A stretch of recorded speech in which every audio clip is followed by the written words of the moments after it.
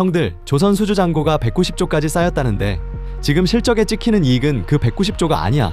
이 지도 한 장이면 오늘 이 산업은 끝나. 1단계 소재 원천 설계, 2단계 건조, 기자재, 3단계 발주처 최종 수요. 지난 29일 나온 HD 한국조선해양 2분기 영업이익이 1조 6,451억 원. 1년 만에 72.5% 뛰었어. 그런데 이유로 적힌 건 신규 수주가 아니라 고성과 선박의 매출 비중 확대였어. 오늘 답할 질문은 하나야. 이 산업에서 돈은 어느 순서로 흐르는가? 딱 세 가지야. 누가 어느 칸에 붙어있나? 돈은 어느 순서로 찍히나? 진짜 수혜는 어떻게 가르나? 하나만 미리 흘릴게. 발주 뉴스가 제일 시끄러운 칸이랑 지금 돈이 제일 먼저 찍히는 칸은 서로 달라. 지도부터 펼칠게. 배 한 척이 팔리기까지 돈이 지나가는 길은 크게 세 칸으로 나뉘어. 1단계는 소재 원천 설계야. 배를 만들 철판이랑 엔진 설계도의 주인이 누구냐가 정해지는 칸이지. 선박 건조 원가의 20에서 30%를 차지하는 후판이 여기 있고, 대형 선박을 움직이는 저속 엔진의 설계 원천 기술도 여기 있어. 그 설계 원천 기술은 독일 에버랜스랑 스위스 윈지디가 쥐고 있어. 2단계는 건조 기자재야. 실제로 배를 짓고 그 배 안에 들어가는 핵심 기자재를 만드는 칸이야. 조선 3사가 도크에서 배를 짓고 그 안에 선박 엔진이랑 화물창 단열재가 들어가. 우리나라 기업이 가장 두텁게 붙어있는 칸이 여기야. 조선 3사가 들고 있는 수주 잔고만 합쳐서 약 190조 원, 달러로 1,370억 달러야. 3단계는 발주처 최종 수요야. 배를 주문하는 쪽이고 이 칸이 흔들리면 앞에 두 칸이 같이 흔들려. 지금 이 칸에 서 있는 건 두 곳이야. 노스필드 증산에 대응해 LNG 운반선 128척을 확보하겠다는 카타르 에너지, 그리고 1,500억 달러, 우리 돈 약 220조 원 규모의 조선협력 프레임워크를 깐 미국이야. 여기서 한 가지만 못 받고 갈게. 이 지도는 추천 목록이 아니야. 어떤 회사가 어디에 서 있는지를 알려주는 위치 설명이야. 칸 이름은 오늘 끝까지 이 말 그대로 쓸 거야. 1단계 소재 원천 설계, 2단계 건조 기자재, 3단계 발주처 최종 수요. 그리고 이 세 칸은 돈이 들어오는 시점이 서로 달라. 그럼 맨 앞 칸부터 열어볼까? 1단계 소재 원천 설계는 칸 크기로 보면 작아 보이는데 길목은 제일 좁아. 먼저 후판이야. 배의 몸통을 이루는 두꺼운 철판인데 선박 건조 원가의 20에서 30%를 차지해.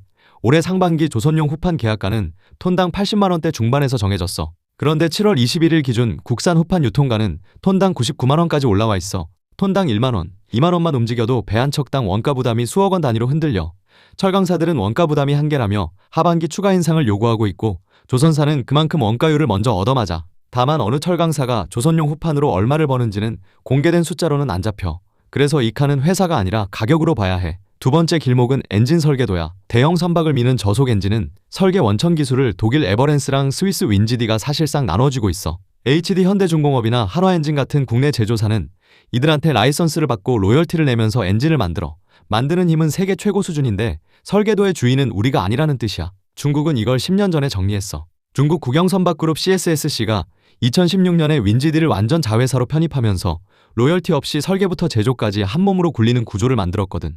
그러니까 이 칸은 값이 싸지느냐 비싸지느냐보다 누가 대체 불가능한 자리를 쥐고 있느냐로 읽는 칸이야. 이 칸이 움직이는 신호는 하나야.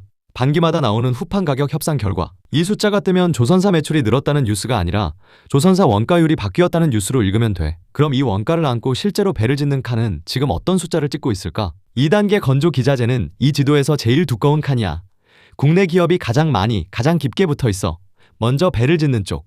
HD 한국조선해양 2분기 매출이 8조 9,270억 원으로 20.2% 늘었고, 영업이익은 1조 6,451억 원으로 72.5% 뛰었어. 매출은 20% 늘었는데 이익은 72% 넘게 늘었어. 같은 배를 더 비싸게 팔고 있다는 얘기지.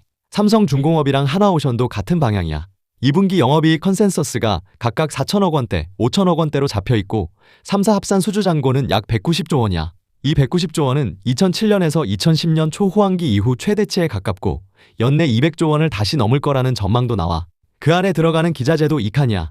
엔진 쪽에는 HSD 엔진이 있는데 2023년 기준으로 글로벌 저속 엔진 점유율 세계 2위야.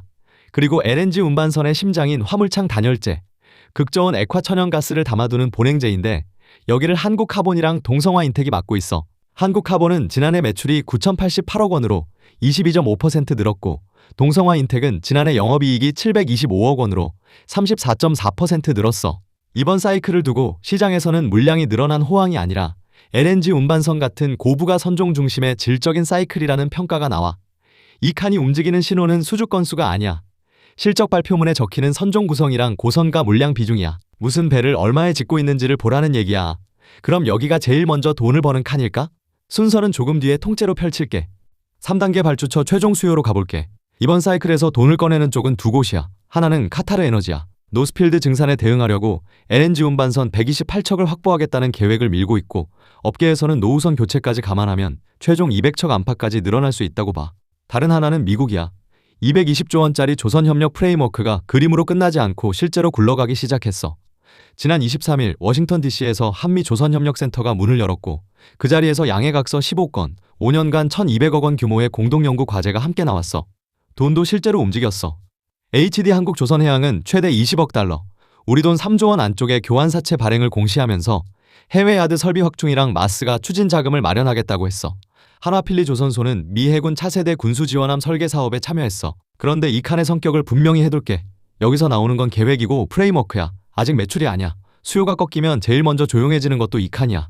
계획이 뒤로 밀리고 그 지연이 시차를 두고 2단계 건조 기자재, 그 다음 1단계 소재 원천 설계로 내려가. 이 칸이 꺾이는 신호는 발주 계획 발표가 아니야. 실제로 계약이 성사된 건수, 그리고 인도 일정이 바뀌었다는 소식이야. 큰 숫자가 붙은 뉴스일수록 지금 우리 손에서 먼 칸일 수 있다는 뜻이야. 그럼 순서를 펼칠 차례야. 이제 아까 흘려둔 그 얘기를 풀게. 돈이 찍히는 순서야. 첫 번째는 후판이야. 1단계 소재 원천 설계. 후판 가격은 반기마다 협상으로 정해지고, 정해지는 순간 조선사 원가에 바로 반영돼. 매출이 아니라 비용 쪽에 제일 먼저 찍히는 칸이야. 두 번째가 조선 3사 본체, 2단계 건조 기자재야. 지금 이 지도에서 제일 크게 숫자가 찍히고 있는 칸이 여기야. 2021년에서 2023년 사이에 싸게 받아둔 물량이 빠지고, 그 뒤에 비싸게 받은 물량이 순서대로 매출로 잡히는 중이야. 지난 29일 실적 기사에 적힌 원인이 딱 그거였어. 고성과 선박의 매출 비중 확대. 수주 계약서에 도장을 찍고 나서 실제로 배가 넘어가기까지 몇 년이 걸리는지는 프로젝트마다 달라서 딱 잘라 말하긴 어려워. 다만 지금 찍히는 이익이 최근에 딴 수주가 아니라 한참 전 계약서에서 나온다는 건 분명해. 세 번째가 화물창 단열재야. 같은 2단계 안에 있는 기자재 칸인데 지난해 매출이 이미 20%대로 늘면서 반영이 시작됐어. 이게 조선사 본체보다 앞서 찍히는지 뒤에 찍히는지는 공개된 숫자로는 갈라지지 않아. 그래서 여기까지는 순서를 단정하지 않을게. 네 번째가 발주처에서 새로 나오는 물량, 3단계야. 카타르 128척도 220조 원짜리 협력 프레임워크도 아직 숫자가 아니야. 계약에서 인도까지 걸리는 시간만큼 뒤에 오는 돈이야. 그래서 뉴스가 제일 시끄러운 칸이랑 지금 돈이 제일 먼저 찍히는 칸이 서로 다른 거야. 데이터로 보면 지금 국면에서 이미 숫자로 확인되는 무게는 2단계 건조, 기자재 쪽에 실려 있어. 다만 이건 이미 다 알려진 정보라 그만큼 앞서 반영돼 있을 수도 있다는 것도 같이 봐야 해. 그래서 뉴스를 보면 먼저 이거부터 물어봐. 이건 계약 얘기야? 인도랑 매출 얘기야? 이 질문 하나로 조선 뉴스의 절반은 정리돼. 이제 진짜 수혜랑 이름만 올린 곳을 가를 차례야. 자부터 세울게. 기준은 하나야. LNG선에 걸린 매출이 전체의 과반이라고 보도나 공시로 확인되면 순도 높은 수혜, 실적은 좋아졌는데 선종별로 갈라볼 수 없으면 수혜 강도 판단은 보류. 이자로 재면 제일 먼저 눈에 띄는 게 화물창 단열재 두 곳이야. 한국하보는 LNG선 화물창 본행재가 전체 매출의 70에서 80%를 차지해 동성화인텍은 그 비중이 96%를 넘어. 이건 LNG선 시장이 흔들리면 회사 전체가 같이 흔들린다는 뜻이기도 하지만 이 테마에 대한 노출도가 숫자로 가장 또렷하다는 뜻이기도 해. 반대쪽을 볼게. 조선 3사랑 HSDNG는 실적 개선이 뚜렷해. 그런데 이 회사들은 컨테이너선도 짓고 탱커도 짓고 해양 플랜트도 해. LNG선 하나가 얼마나 기여했는지는 공개 자료로 갈라지지 않아. 나쁜 회사라는 얘기가 아니야. 이 테마에 대한 수혜 강도를 숫자로 특정할 수 없다는 얘기야. 실제로 규모로만 보면 3사가 압도적이야. 분기 영업이익 1조 원대를 이미 찍고 있으니까. 그러니까 순도랑 규모는 다른 자야. 어느 쪽이 더 좋다는 말이 아니라 형들이 뉴스를 볼 때 이 두 자를 따로 들고 있어야 한다는 말이야. 그래서 이 시리즈가 남기는 자는 이거야. 그 회사가 이 테마에서 얼마를 버는지 숫자가 공개돼 있느냐. 물론 이자가 늘 통하는 건 아니야. 지도 자체가 깨지는 조건도 있거든. 이 지도가 깨지는 조건은 세 가지야. 첫째, 발주의 진원지가 흔들리는 경우. 카타르 노스필드 증산 일정 자체가 밀리면 128척 계획도 같이 뒤로 밀려 실제로 중동 지정학 변수 때문에 카타르로 가는 LNG선 인도 일정이 뒤로 조정됐다는 보도가 나온 적도 있어. 다만 이건 전하는 내용이 매체마다 달라서 확정된 사실로 못 바뀐 이른 얘기야. 둘째, 경쟁 구조야. 중국 CSSC는 아까 말한 그 수직 계열화를 무기로 LNG선 같은 고부가 선종까지 올라오고 있어. 카타르 3차 발주 전에 중국 조선소가 가세했다는 보도도 나왔고. 셋째, 원가랑 인력이야. 후파는 건조 원가의 20에서 30%인데 하반기 추가 인상 압력이 있고 조선업 이주 노동자는 2021년 4,512명에서 2024년 22,824명까지 늘었을 만큼 외국 인력 의존도가 높아졌어. 숙련 인력이 구조적인 변수로 계속 지적되는 이유야. 정리할게.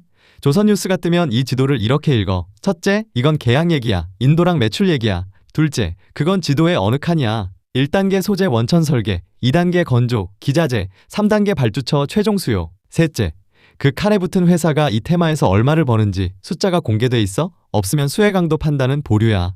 이 세 줄이면 앞으로 어떤 조선뉴스가 와도 자리를 직접 찍을 수 있어. 다음 확인 지점은 두 개야. 하반기 후판 가격 협상 결과, 그리고 다음 분기 실적에 고성과 물량 비중이 어떻게 적히는지.